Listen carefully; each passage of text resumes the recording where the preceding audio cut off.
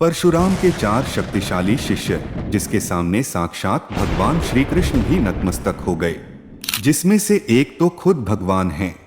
रामायण और महाभारत, जिसमें भगवान विष्णु के ऐसे शक्तिशाली अवतार मौजूद है जिसे गुस्सा दिलाने से स्वयं देवता भी कांपते थे, जिन्होंने अपने पिता की हत्या का बदला 64 क्षत्रिय राजवंशियों को मार कर लिया था। उनके इसी गुस्से को शांत करने के लिए बजरंगबली ने उनसे कई महीनों तक युद्ध किया था। हम बात कर रहे हैं भगवान विष्णु जी के अवतार भगवान परशुराम जी की, जिनकी शक्ति की कई गाथाएं आज भी हमारे अंदर जोश जगा देती है। वे 8 चिरंजीवियों में से एक है और आज भी इस धरती पर मौजूद है। कहा जाता है कि परशुराम जी बड़े क्रोधी स्वभाव के थे। इसी क्रोध को शांत करने के लिए उन्होंने भगवान शिव जी की तपस्या करने की ठानी, उनकी शक्तियों के सही उपयोग के लिए शिक्षा देने की ठानी। उसके बाद उन्होंने 3 ऐसे शिष्यों को शिक्षा दी जिन्हें हराने के लिए खुद भगवान श्री कृष्ण को भी छल करना पड़ा। परशुराम जी के ऐसे दिग्विजयी शिष्य जो बेहद ही शक्तिशाली थे, और यदि खुद भगवान श्री कृष्ण कुरुक्षेत्र में खड़े ना होते तो ये तीनों शिष्य बिना किसी सेना के महाभारत युद्ध को मात्र 5 दिन में ही खत्म कर देते। जब अर्जुन ने श्री कृष्ण जी से पूछा, माधव, यदि इन महारथी योद्धाओं को छल से ना मारा जाता तो क्या होता और इस युद्ध का क्या परिणाम निकलता? तब भगवान श्री कृष्ण जी कहते हैं, पार्थ, यदि इन योद्धाओं की मृत्यु छल से ना होती तो इन्हें मारना असंभव था, क्योंकि ये तीनों योद्धा अस्त्र और शस्त्र में निपुण थे।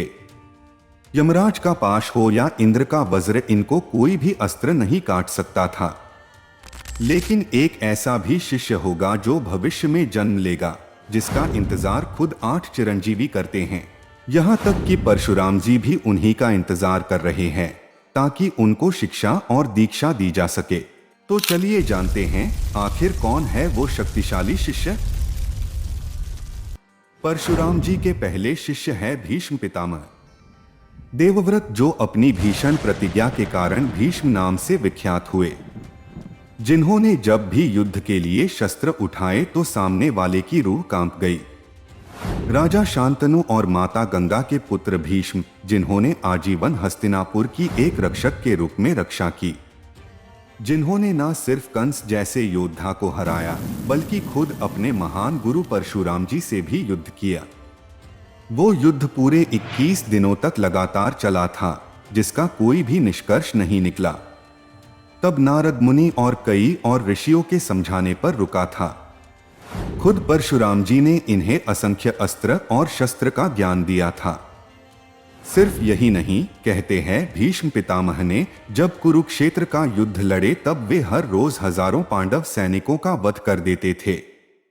भीष्म पितामह की शक्ति के बारे में अर्जुन को भगवान श्री कृष्ण बताते हैं, क्या तुम्हें ज्ञात है पार्थ, जब महामहिम भीष्म ने स्वयं सूर्यदेव को ललकारा था, तब अर्जुन कहते हैं, माधव, आखिर कोई कैसे सूर्यदेव को ललकार सकता है जिनसे पूरा पूरा संसार प्रकाशमय हो जाता है? तब भगवान श्री कृष्ण कहते हैं, वो ऐसा कर सकते थे क्योंकि महामहिम की शक्ति उनसे भी अधिक थी।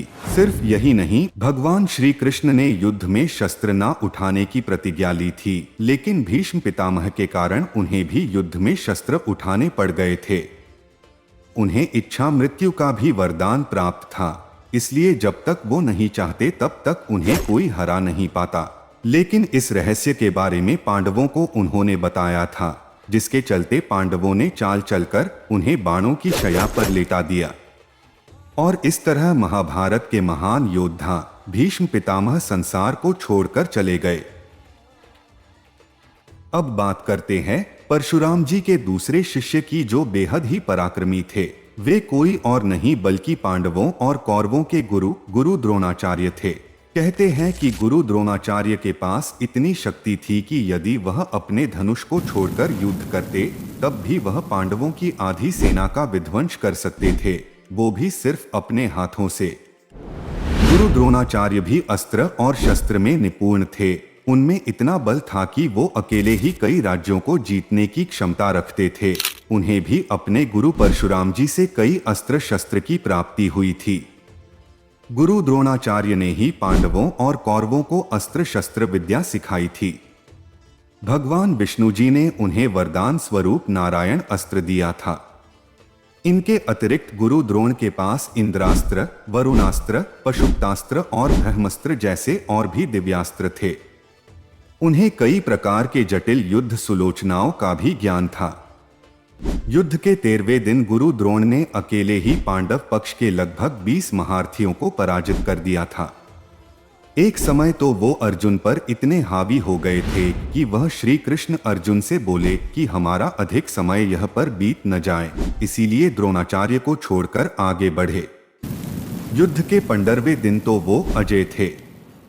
उनके ही कार्यकाल में पांडवों ने अपनी सबसे अधिक क्षति देखी थी। इस कारण गुरु द्रोणाचार्य को युद्ध में सीधे तौर पर पराजित नहीं किया जा सकता था। तब भगवान श्री कृष्ण ने भीम से कहकर एक अश्वत्थामा नाम के हाथी को मरवा दिया और हर तरफ खबर फैला दी कि अश्वत्थामा मारा गया। यह सुनकर द्रोणाचार्य ने हथियार डाल दिए। तब राजा द्रुपद के बेटे धृष्टद्युम्न ने द्रोणाचार्य का वध कर दिया। इस तरह द्रोणाचार्य हो छल से मारा गया था, अन्यथा उन्हें मार पाना किसी के बस की बात नहीं थी। अब बात करते हैं परशुराम जी के तीसरे शक्तिशाली शिष्य। वो कोई और नहीं बल्कि सूर्यपुत्र कर्ण थे। कर्ण ने भले ही परशुराम से झूठ बोलकर शिक्षा ली थी, लेकिन उन्हें परशुराम का सबसे प्रिय शिष्य माना जाता है। यदि वो पांडवों के पक्ष में होते तो इस युद्ध में भगवान श्री कृष्ण से सहायता मांगने की कोई जरूरत नहीं होती। स्वयं अंगराज कर्ण ही लाखों अक्षोणीय सेना के बराबर थे, जिन्होंने इंद्रदेव को मात्र 3 बाणों से भयभीत कर दिया था, जिनके सम्मान से बड़ी उनकी दानवीरता थी, जिनसे समाज ने बालपन में ही घृणा करी। तब दुर्योधन ने उनके अस्त्रों का और उनके जीवन का सम्मान किया। इसलिए कर्ण ने युद्ध में उनका साथ देकर मृत्यु को हंसते हंसते स्वीकार किया। कर्ण में ही नहीं बल्कि उनके बाणों में भी इतनी शक्ति थी कि वो बजरंगबली के होते हुए भी अर्जुन के रथ को 3 उंगली पीछे खिसकाया करते थे। वो भी सिर्फ एक बार नहीं बल्कि असंख्य बार ऐसा किया था। वो भी ऐसा रथ जिस पर हनुमान जी विराजमान थे और स्वयं भगवान श्री कृष्ण चला रहे थे। जिस जरासंध को मारने में भीम को इतना समय लग रहा था, जिसे मारने के लिए भीम को भगवान श्री कृष्ण की सहायता लगी थी, वो आसानी से कर्ण के हाथों मारा जाता। कर्ण ने कई बार जरासंध को परास्त भी किया था।